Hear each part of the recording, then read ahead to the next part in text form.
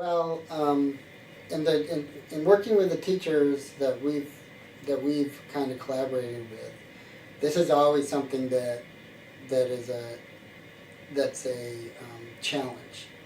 So many times we'll spend more time than anything else in terms of developing the curriculum on building a really good problem, building something that both the teacher feels good about, and also they believe that the students are going to be able to both be able to address, so it's not a problem that is so out there that students aren't going to be able to do that, and also something that's going to be really interesting and engaging to the students. So when we work with teachers, we always tell them to look at two things when they're looking at problems. One, definitely your curriculum, right? So what do you want students to get out of this? What are the content standards that you want to address? Because if you're not going to do that, then then it's really not going to be that useful or meaningful in your curriculum.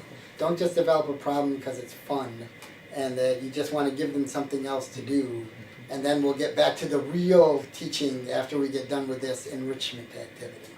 Then the other thing that we talk to teachers about is look at the world around you and look at what's going on now and what can be some really engaging issues that students can get their hands around or get their heads around, that both need that content that you need to have them learn, but to address that problem.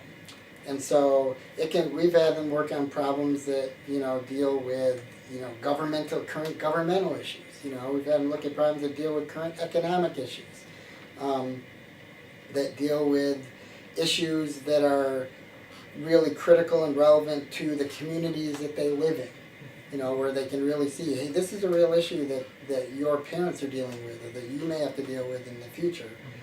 How are we going to address this, and then what do we need to learn in order to be able to truly understand this problem and then move forward with it.